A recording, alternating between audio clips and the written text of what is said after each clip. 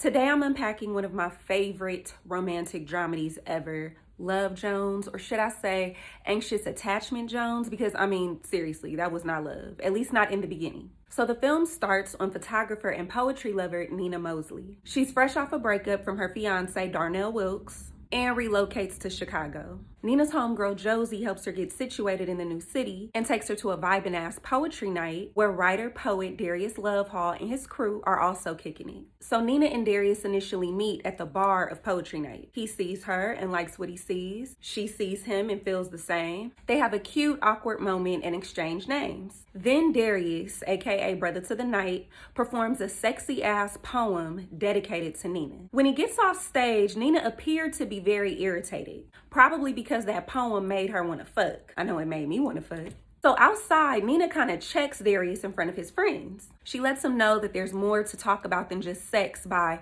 writing the word love on his hand, which ironically is pretty sexy, but okay. Next, Nina has a trash day at work and goes to a record store looking for a very specific Isley Brothers CD. Sheila, one of Darius's homegirls from poetry night, just so happens to work there. And Darius just so happens to show up at the same time. He tries to close the deal, but she tells him it's bad timing. Nina pays for her CDs with a check, and after she leaves, this nigga gets her contact information from the check and shows up at her fucking house. Crazy. Outside of being one of the fastest ways to get your ass whooped, it's a crime. But Darius felt she was worth the risk. And the fact that Nina answered the door instead of yelling, "You better get your bitch ass from in front of my house before I shoot your ass," lets us know that she thought he was worth the risk too. But on some reckless shit, because she let him in the house. He did bring her the Isley Brothers CD she was looking for, but no. Anyway, he asks her to hang out with him and his friends, which may or may not be considered a date. It's debatable, but she did agree to meet all of Darius's friends. So they have a good time kicking it with the homies, and afterward they hit up a reggae club and slow grind real nice. When he drops her off, they tongue kiss like they in the 12th grade. And Nina has to stop him and let him know that she don't want to fuck on the first night. She want to fuck, but she just don't want to fuck on the first night. The very next scene is them fucking on the first night, because it bees like that sometimes.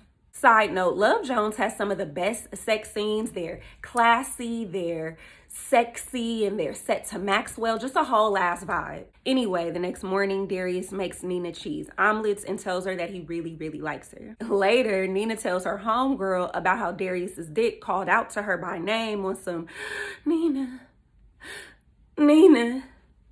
I ain't never had no dick like that, but my name ain't Nina. But she makes it clear that it's not a love thing, they are just kicking it. Which makes sense because Nina still hasn't even given back her engagement ring to the ex. So meanwhile, Darius plays pool with his homeboy Savon, who also just so happens to be the mayor of Chucalissa City, Mississippi. He tells Savon about how him and Nina hooked up, but it's nothing serious, even though he has actual feelings for Nina. So it seems like Darius was lying to himself in an effort to not get hurt. And we've all been there to some degree. Next, Darius takes Nina to his apartment. And while she has her back turned, Darius places a picture of some nether bitch face down so Nina doesn't see it. But I seen that shit. Anyway, so they get closer, fuck some more, listen to vinyls, what have you. And right on schedule, ex-fiance Darnell Wilkes comes back with train tickets and a proposal to Nina to get back together. Nina's confused about what to do, so she talks to Josie about it. And the homegirl's advice was really kind of flawed in my opinion,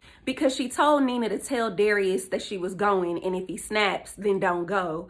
But if he don't snap, go. Which is just childish. It's entertaining, but in real life, nobody wants to get emotionally tested by anyone, let alone somebody they have feelings for. When Nina tells Darius, he acts like he doesn't care. So they were both playing games, but more so Nina at this point. Because seriously, what is he supposed to say to a woman who's letting him know that she has unfinished business with another man? Even if Darius said, "No, don't go," Nina would have always wondered what could have been between her and her ex. So Nina goes, but before she leaves, she asks Darius to see her off to New York. And I'm thinking, what man in his right mind would see a woman he likes off to a city where she might be settling down with another man? It was kind of insensitive in my opinion. So Nina's in New York but can't find fulfilling work out there. And Darnell is being a complete asshole, tripping over some fucking toasted oats. He even put his finger in her face on some bitch shit.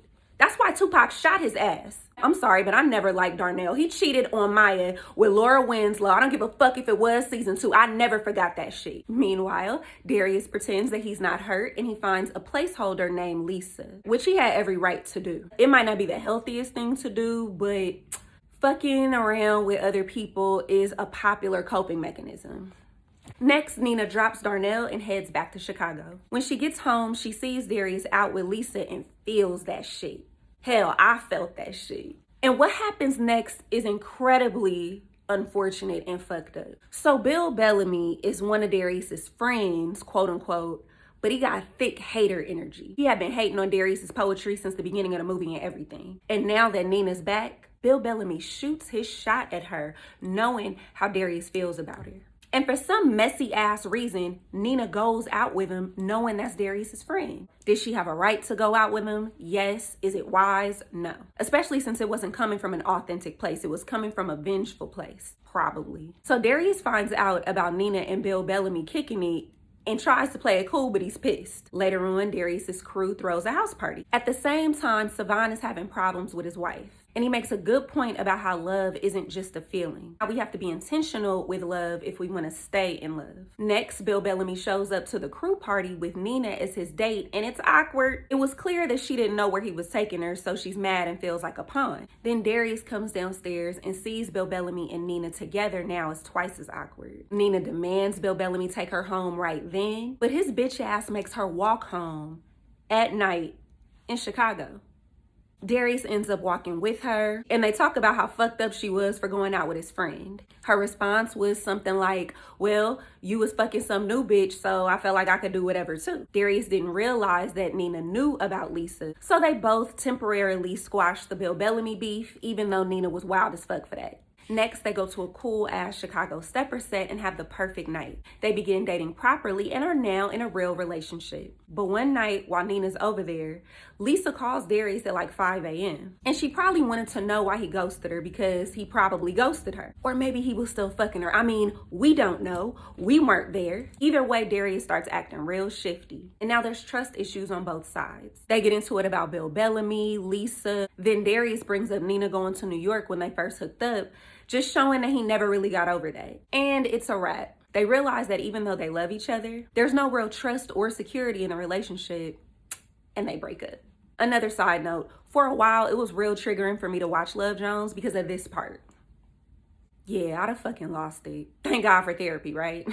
Anyway, this film really captured the painful energy that comes with a breakup. Nina's house was fucking filthy, and Darius broke his typewriter in the middle of writing a book. They both had some big ass feelings and was dealing with them in different ways. Really interesting to watch. Next, Nina gets a gig for Vibe magazine and has to move back to New York. Homegirl Josie calls Darius and tells him that Nina's on the noon train out just in case he wants to talk to her before she leaves. He acts all big and bad like he doesn't care, even though he had just told Drumline Vampire that it was true love and he fucked up with Nina. At the last minute, Darius tries to make it to the train station but misses it. And because this was the 90s, he couldn't just find her on Instagram and DM her. A whole fucking year passes before they see each other again. Nina comes back to Chicago for work. Darius's book is all finished and low-key dedicated to Nina. And ironically, Nina performs a poem dedicated to Darius at the poetry spot, hoping he'd be there. But she doesn't see him, so she leaves. It's pouring down raining, and right before Nina gets in the cab, Darius catches up to her. He's basically like, look, fuck all that shit in the past. I'm not letting you get away again. Let's figure this out. Nina reminds him that she lives in New York. Darius tells her he doesn't care and that he loves her, and that's urgent than a motherfucker. Then Nina says, who all you been fucking since I've been in New York? I know you probably still fucking Lisa. It's been a year. I'm kidding, that didn't happen. But if that was real life, she would have been thinking that. Anyway, they got back together and I'm sure they worked on rebuilding trust. And the movie ends with Darius and Nina kissing all romantic in the rain. And that nigga was sucking all on her chin, so I guess he missed her. Then Lauryn Hill sang Sweetest Thing at their wedding. Not really, that's just what I imagine. I always love to see a wedding at the end of a really good romantic movie or TV show. And you know Girlfriends really broke my heart by not giving me a Joan Clayton wedding. We saw dark-skinned Darnell and light-skinned Darnell get married twice, but not Joan Clayton once. What type of shit is that? But we'll unpack that another time. Moral of the story, Darius and Nina probably should have taken just a little bit of time getting over their respective exes before getting that involved with each other. And I know love doesn't really work like that, but relationships are a whole lot less messy when there's clarity, consistency, security, and honesty, which neither of them had when they first met, not even with themselves. They had a beautiful Love Jones connection in the beginning and a beautiful relationship at the end, I assume, because we don't really know what happened. For all we know, she could have had a baby by Bill Bellamy. That would be crazy, huh? No, but for real, love is great, but it takes way more than love to make any relationship work. Message!